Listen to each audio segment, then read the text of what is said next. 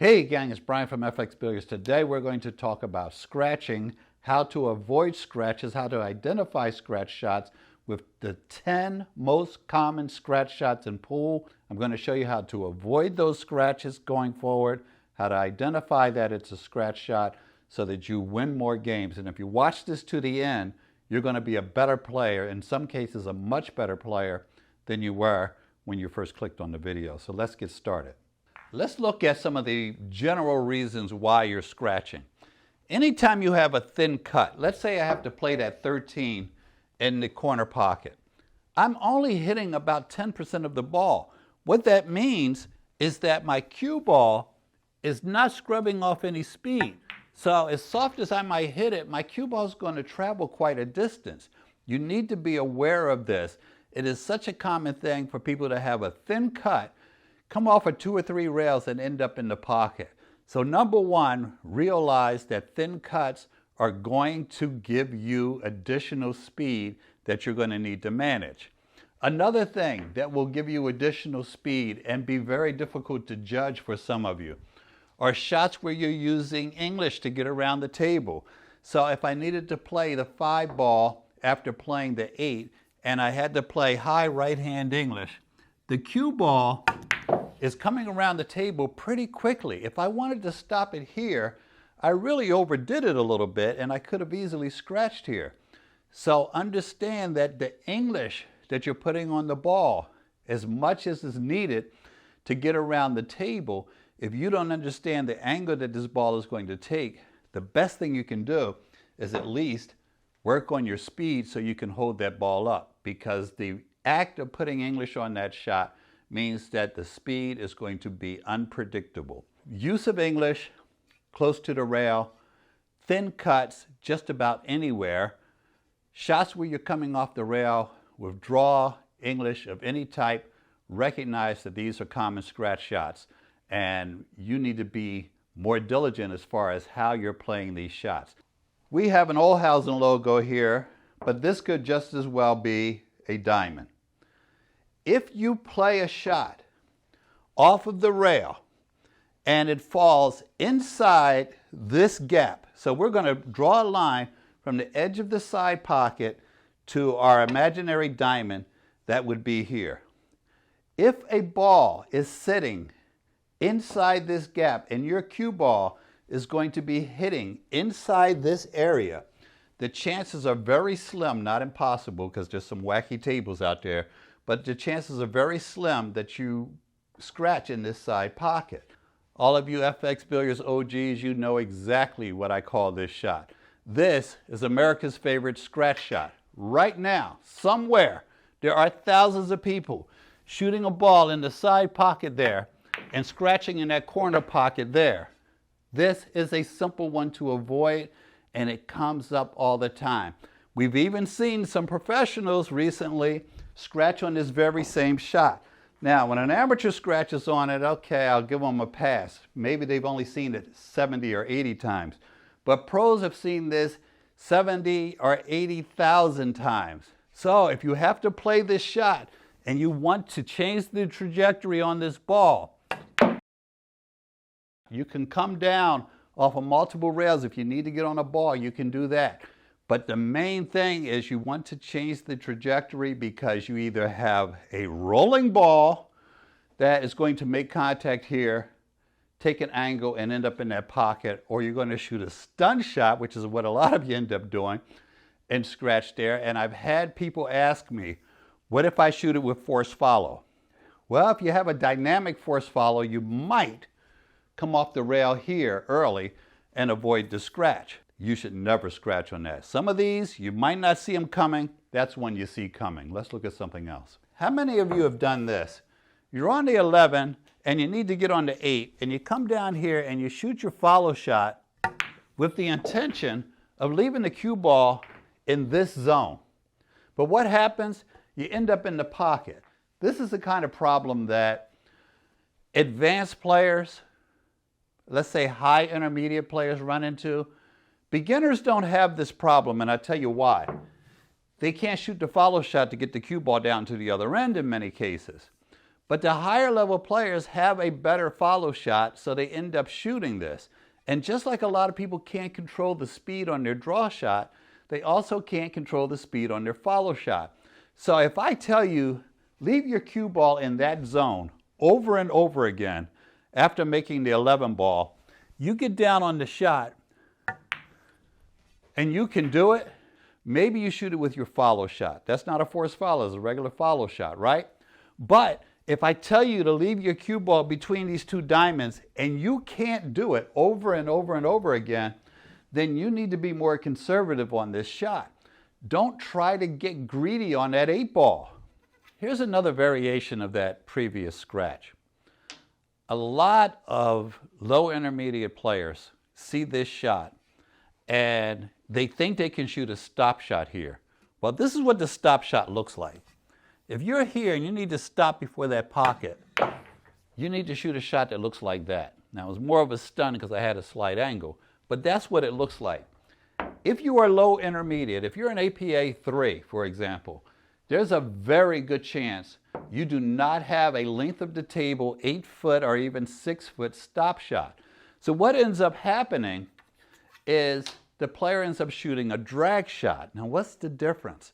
A drag shot, they've managed to hit the cue ball low because they know that that's part of the scratch shot, but it's only spinning backwards most of the way there. It has to be spinning backwards when it makes contact with that 5 ball, or it's going to start spinning forward again. So you end up with a shot that looks a lot like this. Now, shooting a draw shot or a stop shot where the backspin is going to wear off is not going to do you any good, guys. That ball does not remember that you hit it low. If it gets down there and it's not spinning backwards all the way down table, it is not going to stop for you. So what should you do?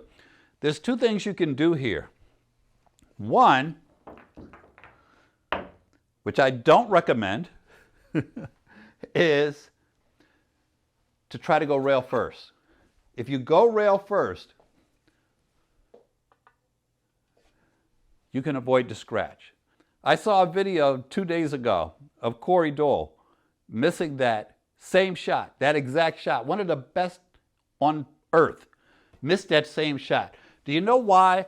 Because hitting that ball rail first, like a lot of you are trying to do, is not easy. It's certainly not 100%. A pool ball, 2 1/4 inches, and you put it in this pocket, 4 1/2-inch pockets. It is either to the left or to the right of this wedge in the pocket. If it is in the center, it doesn't matter. So what you can do here is shoot between the ball and the edge of the pocket, and you won't scratch. Hit the wedge, the empty area around the ball, and you're not going to scratch. There is no simple math that is going to show you, there are no simple gimmicks that are going to show you that this is a scratch shot. So the shot would look like this. We play the 1, and we scratch in that corner pocket. If my object ball was here versus actually on the diamond, and my cue ball was in the same spot, I don't scratch. If my cue ball was here instead of here on the same shot, I don't scratch. This is not an easy one to gauge. Again, you can't do any gimmicks that tell you that this is a scratch shot, especially if you're applying English to it. So any rail shot where you have a wide angle, meaning you're over here as opposed to over here, what you want to do is prepare yourself for the idea that you might be able to scratch on this shot without wanting to, obviously. Now, what can we do to avoid the scratch? There's a couple things we can do, and none of them are easy. Okay, the first one is to not get this position. The next thing we can do is if we throw a bunch of right-hand English, which is inside English on this shot, and some of you already know that inside English on rail shots actually helps you make the shot. This will also change the trajectory of the cue ball. So instead of going here, we go there. We have a perfect storm of reasons to miss this shot. But if you watch, once again, the trajectory of the cue ball is totally changed, and we don't have to worry at this point about scratching. Because we're way inside, we're a whole diamond off from scratching in that corner pocket just by adding that English. So where you can, add the English when you know it's a scratch shot. The best way, as I mentioned earlier, to keep from scratching on these shots is to leave yourself positioned on this side of the center of the table. Now I couldn't scratch on this shot if I tried to. Is this a scratch shot? Most amateur players will tell you, yes, this is a scratch shot. Most of the time when I see people scratch on this shot, they scratch as a result of missing the shot. And whether or not it is a scratch shot or not, this ball is on the spot, that ball is on the spot. May depend on the size of the table. May depend on how clean the balls are. If I mishit the 12 ball and I end up scratching, first off, I'm going to miss the 12, but there are things you can do. If you're on a table and you're in a situation where this is a scratch, because here it's not a scratch, here it might be, here it might be, here it's not. If you know, there are things that you can do. You can play it with outside English, which is the way we play a lot of our cut shots. That will allow you to hit the object ball in a different spot than you normally would have. Let me explain that. If I shoot this with right hand English, this spot here, which does not go into the pocket, will throw this object ball here, where the ghost ball shooter is trying to hit it there. So if I'm allowed to cheat where I actually hit that ball, and it is a scratch shot, I can avoid that scratch.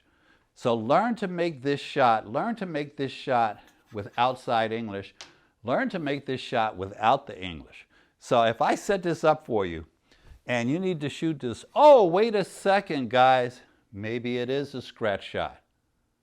Now, if I shoot it perfectly, let's see what happens to our cue ball.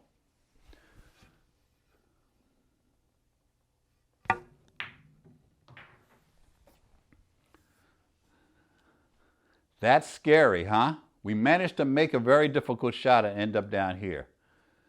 Throwing English on that shot will avoid you ending up here. Okay, you'll change your entire angle. I think you're going to probably end up about here. But if you practice this shot on the equipment that you normally play on, you'll have a sense of whether or not this will happen. And if you're a straight pool player or you're playing any game where balls get spotted, you need to practice your spot shots, because these are critical shots and a lot of people miss them, and they're very difficult for some people, and they shouldn't be. It should be like shooting a free throw. Not necessarily shooting from here, but when you're shooting your spot shot from here, it should be like a free throw in basketball. You should be in the 75 to 85% range as far as making that shot. We're playing the one ball in the corner pocket. These two balls are past the side pocket. We don't even realize they're an issue. And then we play our one in the corner pocket and we get this. Why did that even happen? Well, that, for those of you that don't know, is called a carom. It's when a ball comes off another ball and heads somewhere else, in this case in the pocket. So it's also called a billiard, but we're not going to get into the difference between the two. In the meantime, be aware of shots that are near pockets where there are other balls near the pockets. Or if you have to shoot a shot with speed and you're going to collide off of another ball, you need to be aware of where is everything going to go. If I showed you 200 of those possible situations, we would still be about 1 billion short. How do you avoid that shot? One, you recognize it and you don't shoot a follow shot. Guys, follow shots are the right shot about 50% of the time. The other 50% of the time, they're the wrong shot. If I shoot that with a draw stroke, I avoid hitting those balls. If I throw it in with low right, I avoid hitting those balls. There's a lot of different things you can do to change the path of that cue ball or to change what's going to happen when that cue ball hits the other balls. The year is 2014. I have been practicing this shot all day, and it comes up in a match. I'm on the 1, and I need to get on the 8. I love it. Draw the cue ball back here, low left-hand English, spin that mother down here to get shape on the 8 ball. I get down on the shot. Only the best players in the building know what I'm going to do. Get down table, get perfect position on the 8 ball, right? That's not what happened, okay? What happened is I got down on the shot. I shot my beautiful draw shot with English, came off the rail, and I'm not sure I can duplicate it here, but I ended up in this corner pocket. So I came pretty close to duplicating it. But the moral of the story is, any shot that has excessive English, side spin, draw, force follow, is going to be less predictable, which means you need to be very careful about your scratches. I shot that ball, it came back, everybody said, ooh, it headed down table. They said, ah, and then it fell in this pocket, and they said, oh, yeah. Hey there, ready to elevate your pool game? Whether you're moving from intermediate to advanced or you're aiming to become a local legend, we've got you covered. Join us for exclusive in-person lessons, master classes, and personalized Zoom sessions. This is your chance to experience the magic with tailored coaching from Bryan, no matter where you are, even if you don't have a pool table at home. So why wait? Sharpen your fundamentals, master strategic play, and boost your mental game. Visit FXBilliards.com now to learn more and take the next step in your pool journey.